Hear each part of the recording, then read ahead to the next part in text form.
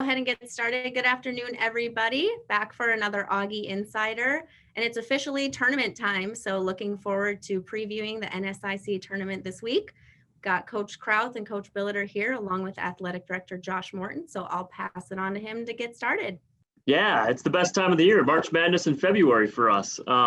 Start off, department-wide, it's a big week. We've got wrestling heading to this the Super Regional in Aberdeen this week, and then track and field has the NSIC Indoor Track and Field Championships. So it is championship time for winter sports, and what a weekend for our men's and women's basketball programs. Both are in the tournament, the NSIC tournament that starts Thursday. Women play at 1 o'clock against Moorhead. They, of course, won the South Division, clinched it on Saturday night, and the men are the 4th seed in the South and take on Northern State at 4 p.m. On Thursday as well. And we joked before we came on that all year long we couldn't do doubleheaders, and here we go. It's a doubleheader, essentially. Our women play at 1, the men play at 4.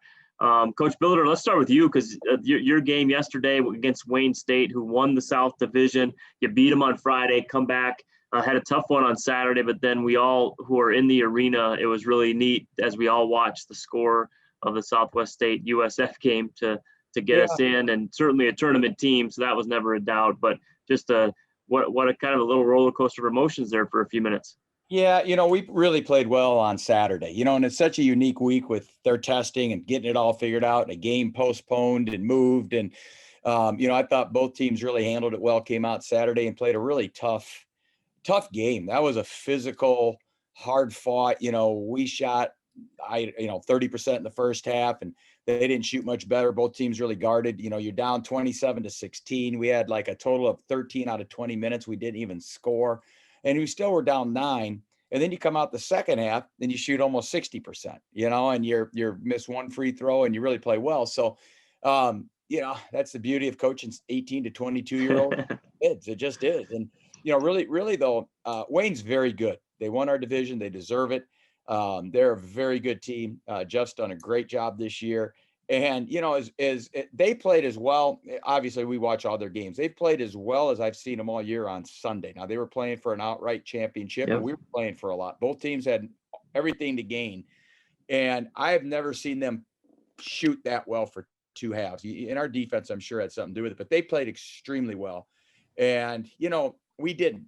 And you still break it down that you lose by 6 baskets. They were 6 baskets better than us in a game where I don't know if they can play a whole lot better, and we definitely can. So, you build with that, and you don't, it's the weirdest feeling ever, Josh. I might have said this to you yesterday. You lose a game with a lot of importance, but what happened between USF and Southwest State, you almost leave the facility like you won, because in the end, we were just trying to win to get into the postseason NSIC tournament. It wasn't going to change a whole lot of our seeding. It's funny.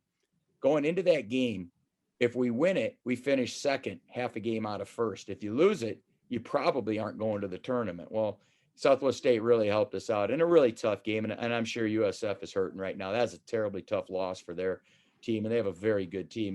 Winona's got a very good team. Those 2 teams that aren't playing postseason right now, and they're good basketball teams. And you know what? I feel for them. I do. That's a tough deal, but we're very happy to be in. We don't feel like, though, that we just fell in. We don't. We feel like we're deserving. We've got a good basketball team. We've beaten good teams, and we're going to play Thursday with nothing to lose, and we're going to give it all we got against a arguably top 2-3 team in the country.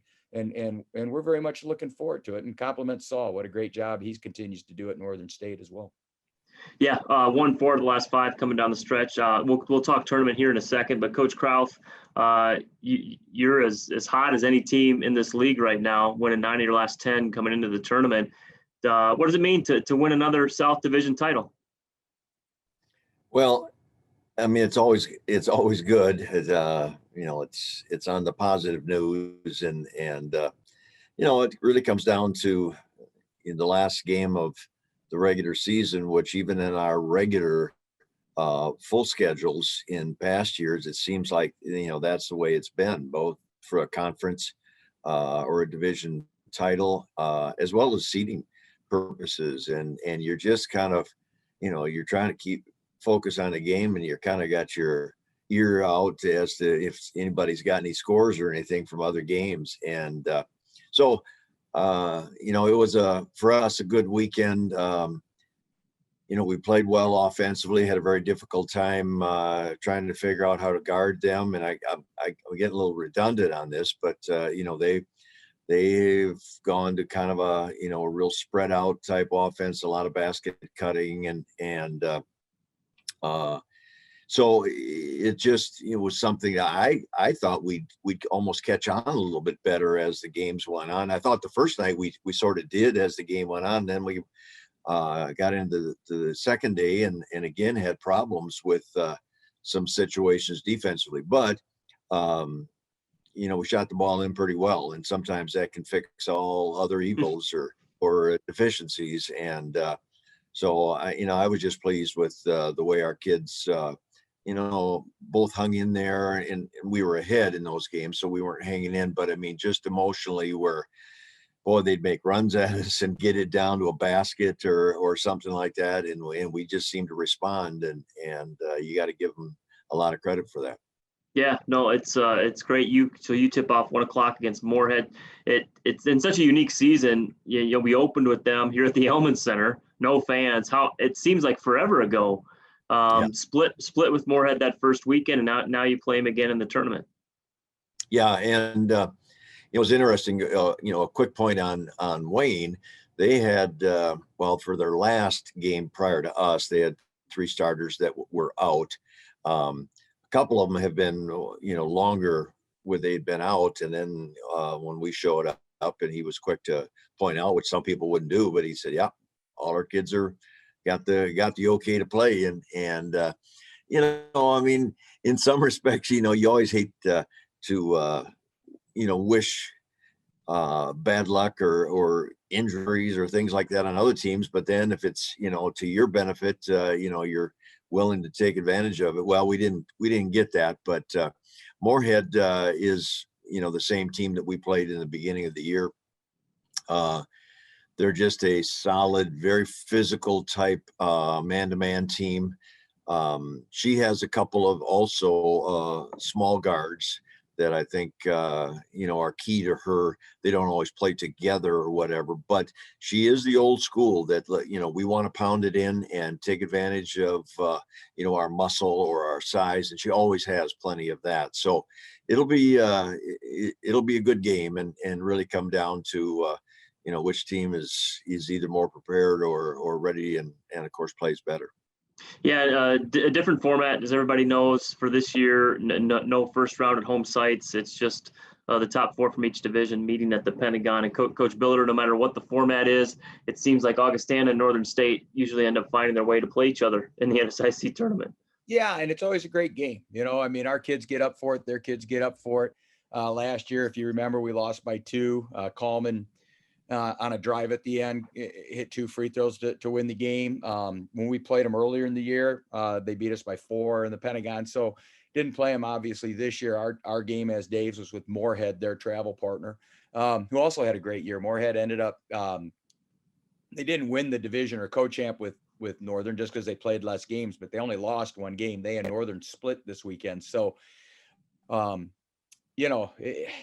is what it is. And people that'll be watching, I know tickets are limited. I know you'll talk about that, but you're not going to see a more prolific, better athletic big man at our level than Parker Fox. He's just something. His athleticism going, from end to end, and his dunks, and it's a highlight reel in itself. And he always brings a different element. Mason Starks, they lost a really good player in Gabe King, who graduated last year, a great kid. And you thought maybe they'd miss a step, but they haven't. They actually play a little bit different.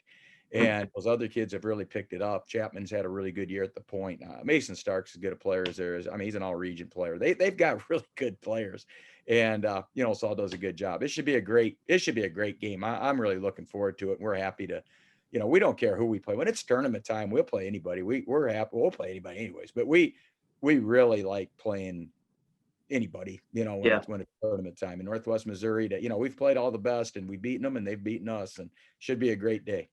Yeah, it was interesting this past weekend. I think, what we saw is every weekend more people came to the Pentagon. I think more people feeling a little more comfortable, or at least wanting to try. And the fans that I talked to, that kind of echoed that, as more people get that vaccine too.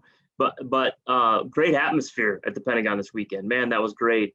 and Coach mentioned it, the league, and I'm glad we decided that each school will get very limited tickets. The idea that family can come, right? And that's the idea. So it's not, aren't tickets for sale necessarily. It's just making sure we take care of our kids' families, which is the right thing to do. I think the Pentagon's proven, that we can do it safely with fans, but I understand the most important thing is the competition. But Coach, this is a question for both of you, and I hate to, as the AD, start to look forward, but tournament time is tournament time. And, the NCAA regional rankings came out, but they did it a little differently this year by not ranking, but saying these are the teams under consideration. How do you approach this week with the goal that's out there of the next tournament too? You asking me first, Josh, or? Yeah, go ahead. Well, I thought that was a lift for our guys because we didn't know if we'd be ranked in the region. So when that came out last week and our guys saw, and those 2 wins over Moorhead were big. And to be honest, splitting with Wayne is big. Beating USF twice on their floor was big. I mean, if you start looking at our resume, it's a pretty impressive resume. 2 tough losses at Mankato, 2 tough losses at Upper, but really could have won any one of those 4 games. So, I think it gave our guys a little shot in the arm, and we sure probably didn't hurt ourselves this weekend, to be honest. Splitting with Wayne is not going to hurt us in the regional rankings, but regardless, it'll come down to Thursday. We really badly need to win Thursday to really have a pretty good path, in my opinion, to make the regional. So, those are fun things for us on this call to talk about and fans to talk about. That won't be discussed with my players at all. We won't mention a thing. In fact, I won't mention yesterday's game going into this week with a short week, off day today, mandatory. I like the feeling that we have right now that we're happy to be in the tournament and our guys are in a good place. I don't need to put them back because, as hard as the second half was yesterday, maybe the game wasn't as good or as pretty. We played our tails off 4 games in a row to win 2 at USF and to come back and to beat a very good Wayne State team like we did Saturday. Our guys are playing very good basketball. They're playing as good a basketball as they can be playing right now. And even yesterday was a war. You know what? We're in a good place. Let's focus on Thursday and let's have our energy and our positivity and let's go out and play our tails off and come back and do it again and come back and do it again. Yeah, no, that's great. Coach Krauth, what's your approach this time of year? Well, it's the old cliche, you just play them one at a time and we'll try to do our best to be ready for Moorhead on Thursday. We would get St. Cloud or Mankato if we would advance. So when you look at the brackets and there just isn't, you're going to have to play well and some things maybe have to fall your way sometimes. And then, what may follow after this week. I mean, I honestly, well, I can tell you, I don't say anything about it. I mean, I might have thoughts or whatever. We're excited that we were in the regional rankings that were released, and I can tell you that the MIAA's women is just so loaded.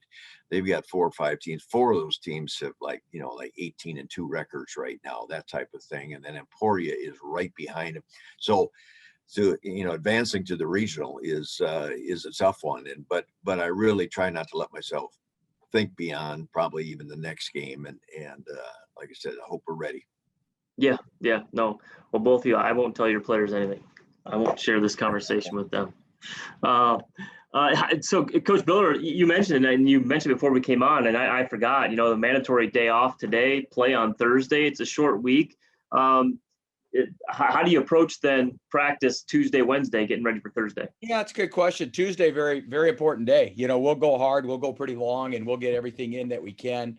We'll really start prepping it'll be a prep day, but it'll be a hard day. Wednesday, you lighten up, you got to, so we'll have more shooting, a lot of discussion going through the scout, talking, walking through matchups, strengths, weaknesses, game plan, really putting it in place. And then obviously Thursday, you have your normal game day routine. So for us as a staff, as our work started yesterday. As soon as we found out what happened, it's kind of a neat story, Josh, is you just lose a game. You think your season might be over with a group you really enjoy. And, we were told on the bench that USF had pulled it off. We didn't know that it had gone to overtime. I think a lot of people saw 1.2 left and just figured it was done. And so we get into the locker room and we find out it's in overtime. And so we never saw how it happened or anything. We put it up on the TV in the locker room, and I didn't even talk to him about the game. We just turned around and we started watching the USF game. And that's how our game day ended yesterday, so it was really a very unique, it's one of the most unique, strangest days. And I was in the corner on my knees praying and thanking God, but the rest of the team was pretty much just watching the TV screen. So, our week will be what it is, but it's this time of the year. Our guys know what to do in the task at hand. We'll be just fine, and probably rest is good for us. We had 2 tough games, man. I'd say Wayne's physical and they guard you and they play hard, and we do too. So, it's probably good to have an off day, to be honest. Yeah. What about you, Coach Krauth? I know you guys will practice today. What's your week look like? Yeah, it's similar to what Tom talked about. Honestly, you kind of get to this point, and I don't think we're going to change anything real, at least the physical part for our team. We're not going to get anybody in shape in a practice day or something. But I do, without making film work becomes work or tedious, I like to make sure that they have seen some things, and we'll try to selectively show some things on Moorhead, maybe a very limited few things on ourselves. But so it'll be light today, which on normal weeks, I mean, that's what kind of way it gets later in the season on Mondays, and then try to have a good, almost regular practice on Tuesday, and then again you lighten up and like I said, just try to make sure you're as healthy as you can be, but mentally ready for your opponent. I was just going to comment on, I was flipping back and forth between our game and then the Southwest men's game, and I really agonized for USF, even though I wasn't pulling for them, but they had everything go wrong that could go wrong. And some of it was a little bit self-inflicted, but they had Southwest had to miss a free throw because they were down with that, 3 foot, whatever was left. And Pal, their big guy for USF, he goes up and just kind of snatches the rebound, but then loses it, almost goes in the basket. And I thought, what a way to end your season had it happened that way. And then, of course, Southwest scored on the inbounds play. But a lot of exciting stuff when you've got seasons and ending of seasons, that type of thing on the line. Yeah, it's nice to have. Go ahead, Tom. Well, I was just gonna say, kind of interesting, fun coach talk too with the people out there, because we talked about it at Wayne. We were up, 3 with like 7.2 seconds on Saturday against Wayne. Do you foul or not? And USF chooses to foul, which I think is the right move. It is. It statistically is the right move, and it wins you games much more than loses. But then when you do it and you do lose that game, I'm sure you just sit there and just kick yourself. Well, we were going to foul Wayne, but as the ball got across half court, we were screaming no, because then you foul and they're shooting it, and then you could shoot yourself in the foot that way. You know what I mean? So that's such a hard decision as a coach. And I actually thought USF played it perfectly. I did. And I would have done what they did. And it's just a shame. And it just, I was the same. I think if you've got that good opportunity to give a foul when you are 3 up, I mean, I would do the same. And women's game has changed a little bit because we advanced the ball. And so you don't have that full court, at the end of a half or a game, especially. No, and in such a unique season that we've all been through, I don't know, there was something really neat about how special the tournament basketball is still so special. And to see the people that stuck around the Pentagon and cheered when the final score came up, because they knew we were in, and for the kids to be so excited about the postseason, that it's just in a time like this, I think it's even more gratifying to be full, quote unquote, just a little bit more normal. So it was great. Really, I know I really appreciate it. One thing, Tom, so I was doing the same as Dave. I was sitting up atop at the Pentagon with my son watching our game, and then watching on my phone as well, and couldn't believe, I turned it off when it was 14 points. I was like, well, that's over. It's not. Then I kept checking. It was remarkable. But I also, all of a sudden I go, how many rebounds does Tyler Reamersma have? He finished with 22 rebounds, and it's not even his career high. Yeah, but the sad thing is, Ken, we're offensive, so that shows you how crappy we were shooting it. So, There's two ways of looking at that stat, Josh. And yesterday was the day to set an offensive rebounding record because we couldn't drop it in them. We couldn't make a shot. Well, I was impressed with it. So, yeah. Well, Tyler's a really good. Tyler's one of the most unique kids you'll ever coach because he does it, and it's almost like it's weird. He's playing hard, but he almost makes it look effortless. He plays a weird way where he works all the time, but he does it so easily. He's one of those guys when you're recruiting that just seems to get past people, and you'll be like, I'm not sure how quick he is, but they're so smooth. They are. They just all their parts fit and everything works in sequence and order. And Tyler's one of those guys who, he's really smart. He's a really smart player. He really does look where balls are being shot, angles. He's a really smart rebounder. But, we laugh. We think he's got the most rebounds in the history of all basketball for lack of dunks, because we can only remember one dunk he's ever had in a game, and he's probably got 10,000 rebounds. It's funny how many rebounds he has, and he doesn't really play above the rim. He just gets them, he gets rebounds. And the thing about Tyler too that people don't see is how good a passer he is. He's a really good high-low post feeder. He'll find guys in the corner. He'll hit cutters. He's a very smart kid. He's a very smart player, and that helps you rebound. Smarts are a part of rebounding. It really is, unless you can go 7 feet above the rim, and then you just go get them all anyways. He's a very smart rebounder. Coach Krauth, we had a question in the chat. What's your health situation coming out of last weekend? Pretty good, I think.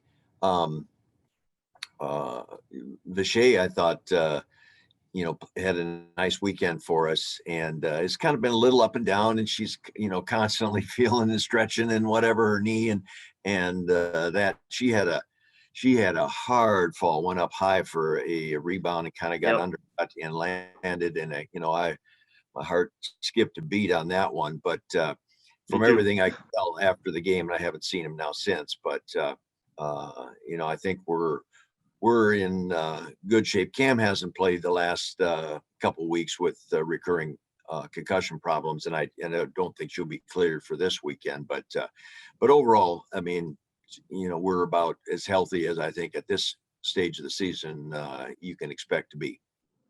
Yeah, and then no surprise, she's an Augustana student. On Sunday, she was actually doing her schoolwork as a sports journalism student, covering the men's basketball game at the Pentagon. So yeah.